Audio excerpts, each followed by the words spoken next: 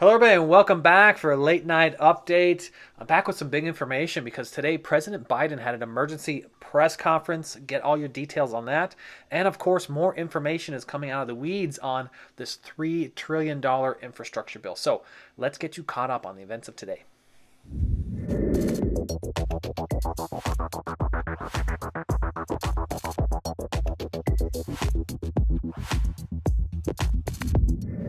Hello, everybody, and welcome back for a late night update. Thank you so much for joining me. I'm Edward Bilder. I want to get into two big updates because today President Biden came on the air for an emergency announcement. And of course, I want to talk some more details on the $3 trillion infrastructure bill that I announced here this morning and yesterday, because we are seeing more information coming out and this overall two-part process.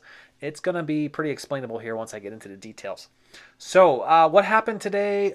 President Biden announced an emergency announcement on vaccine distribution. And basically, this was sparked after this impending doom crisis that came from Rochelle Walensky. She's the new CDC director appointed by President Biden. And basically, she can't sleep at night because of these growing threats of cases are going back up. And of course, we're missing many of our deadlines and our targets to roll out this vaccination. So, President Biden had an emergency briefing, and I'm just going to touch on a few basic items of what he covered here. He's basically saying this is a race against time. Cases are going up, approximately about 1,000 deaths a day still, which is just terrible news to talk about. So basically, Biden wants to roll out the vaccination plan much faster because he's saying that we have tons of vaccines and that he wants to increase the number of pharmacies that are offering the vaccine from 17,000 to 40,000 over the next 3 weeks. In fact, everything he's talking about in this plan is over the next 3 weeks. So he mentioned having some drive-by vaccination centers, primarily for 60% of the minority communities. Wants to ensure transportation is available for elderly and handicapped who could not get themselves driven to the vaccination centers. And of course is going to provide millions of dollars to help support this effort. He didn't specify how or what he's going to do, but will provide millions of dollars to help.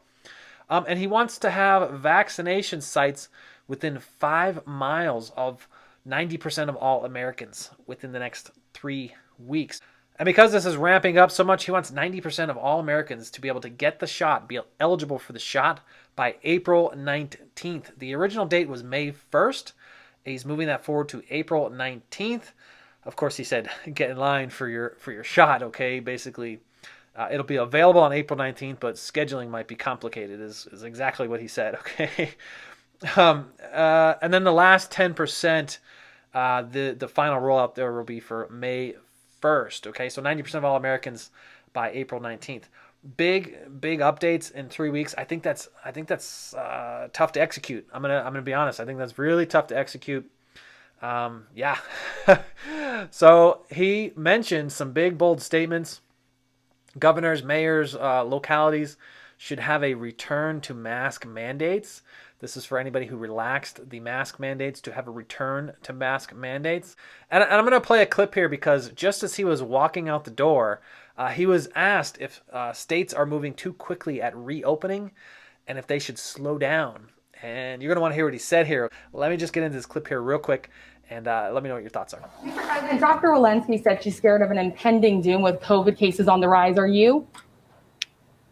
Just explained it, I think, thoroughly. I hope I did anyway. Thank you. Mr. President, do you believe that some states should pause their reopening efforts? Yes. So that yes was a big statement, okay, because that could possibly mean the slowing of the reopening of some states. Obviously this would be like high concentrated areas. Perhaps they are going too fast and executing reopening. So you may see closures coming up after that statement. So well, just keep up with the channel here. We'll keep you updated as this unfolds.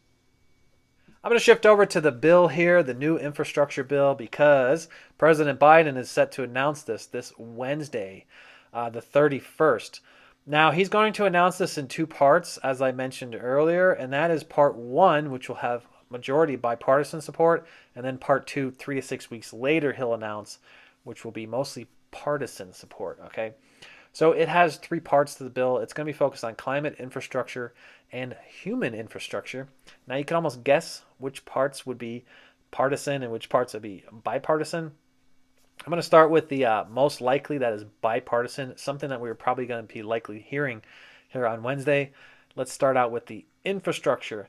Now, I'm going to talk timeline as we get closer to the end of this video. I don't think this is going to pass very quickly, just given the fact that we have fears of inflation happening right now, and hedge funds are running a bit shady. So this may result in a hit the brakes moment for Congress, just to see if they have to slow spending down to avoid this major impact on inflation. But let's get straight into infrastructure and talk about the details. So inside the infrastructure bill, there's going to be that part just focused on infrastructure. This is the actual construction of building something, all right? And so you'll probably see the most bipartisan support in this section of the bill. Now, some things are not going to be as bipartisan. They're going to be like sneak-ins, right? Sneak-ins in terms of environmentally conscious infrastructure. Okay, so there's going to be huge focus on the electrical grid, the 5G network, broadband for rural areas, retrofitting housing. That means adding insulation and better windows. $100 billion for low income, $200 billion for infrastructure, more EV charging stations for your battery operated vehicles like Teslas. There's this talk of cash for clunkers. Cash for clunkers, that's where you go and trade in your vehicles that are not performing to the same efficiency of a new standard vehicle. Maybe they're pollutants in the air. There's also talks around capping oil and gas wells, reclaiming abandoned mines, and more power lines for renewable energy. Now, of course, there's always going to be focus on roads, bridges, railways, waterways, and charging stations. That's always a standard. That's pretty much in every infrastructure bill. And then, of course, $400 billion for climate as part of the infrastructure. How they're going to work that in, I'm not exactly sure, but it'll be like things like maybe green transportation. I don't know if it's going to be battery operated buses or something, or it could be like climate related research, stuff like that. Okay, I'm going to shift over to the part on climate, which is heavily focused on the environment. And it's going to be a tough section for me to talk about because whether you know it or not, I actually have a master's degree in environmental engineering. So I'm going to try and stay right in the middle here as much as possible. I don't want to shift one side too far or the other side too far. I just want to deliver. So there's talks about spending about $2 trillion on climate. And it will be focused on the reduction of carbon emissions, focused on building like new EV stations, possibly like Tesla charging stations. 1 million affordable housing units will come out of this. And of course, they will be energy efficient new housing. Okay, so they're going to focus a lot of effort on building energy efficient homes and then helping you create energy efficient homes. That's through like retrofitting, etc. So what's in the infrastructure bill for the people? Many people ask that question on this channel. Will there be more stimulus? Will there be more checks, etc., right? So there's this section that they're calling human infrastructure. And basically it's like masking it as infrastructure that's going to benefit the people, right? So inside of here, you're going to see things like child tax credits, expanded child care spending, school infrastructure, of course. Pre-kindergarten, there's a big focus in this one. Free community colleges, underserved colleges, and this is for black and brown communities and places where they could offer free or reduced tuition for like historically black colleges and universities. There's also training for millions of jobs. That's to have those higher paying jobs available. So not necessarily in the form of stimulus checks, not necessarily in the form of small business, not necessarily in the form of EIDL or PPP. So how are we going to pay for this big infrastructure bill? Well, of course, it's going to come with tax increases, all right? Corporate tax rate should go up from 21% to 28%. Tax on wealthy investors, not exactly sure how much that will be, but increased personal tax rate from 37% to 39.6%. And this is for most likely like earners over $400,000. And a little bit alarming here, hike in payroll taxes, all right? Not necessarily something we want to see because that could trickle to everybody else. I'm going to shift over to timing, but before I do, if you haven't already done so, you can support the channel by tapping the old like button. Every time you touch the like button, YouTube recommends this video to more and more people. It really helps me out here on the channel. You can also share me on your Facebook or your Twitter. And if you swing by the description right now, you could check out Webull and get yourself 2 free stocks valued up to $1,850. I use Webull every day, and I click 2 buttons, and check this out. I get all these free stocks. There's about $2,000 worth of free stocks there just from this past month. And if I don't like those stocks, like I said, I clicked 2 buttons, 2 little buttons to recommend my friends. I got all these free stocks, and if I don't like them, I just trade them in and buy whatever I want. It's pretty awesome. I'm going to shift over to timing, and once I do, it might make it a little bit more apparent as to whether or not you believe that we will have another stimulus bill coming up in the near future for things like PPP, EIDL, reoccurring checks, or just direct payments. So the timing here, they're saying March 31st, they're going to unveil part number 1, right? That's coming up this Wednesday, and that's going to be the bipartisan version of the bill.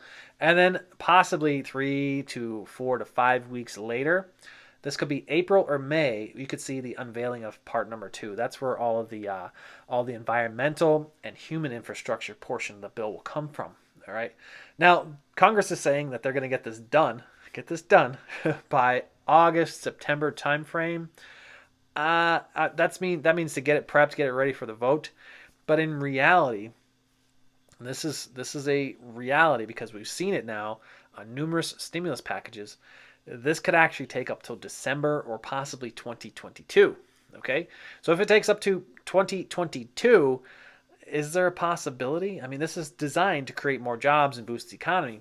Is there going to be a possibility to pull us out of the hole with another, say, small stimulus package? Maybe around $1 trillion, right? Just to get us moving in that direction. I don't know, maybe. We'll see. Now, it does align, if you look at it, August, September, to get the bill passed, aligns with what they suggested September 6th, right, for unemployment to lapse. So could it be possibly that they're targeting the end of unemployment to get this new bill done, get jobs starting to generate in the economy? Maybe, maybe. I will say that, there's a lot of growing concerns and growing threats around inflation. And of course, the hedge funds are acting a bit erratic again. So this could be a slow down moment for Congress. They may say, hey, let's slow down. We just spent trillions of dollars here. Okay, let's slow down and see if there's any effect on inflation and see what the market's going to do.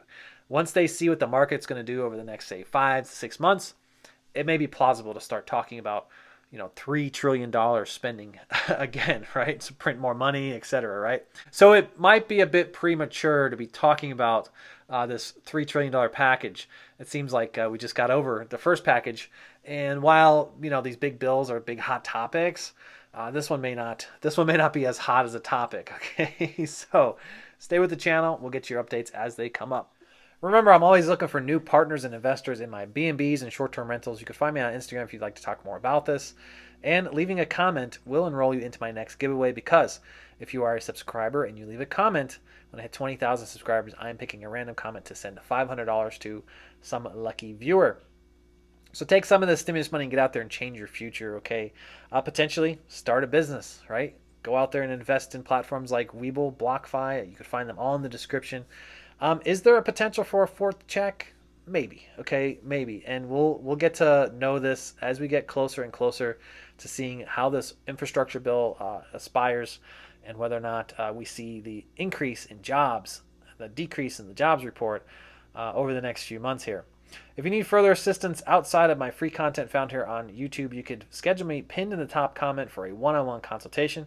That's going to do it for today, folks. I thank you all again, and I'll catch you on the next one. Bye for now.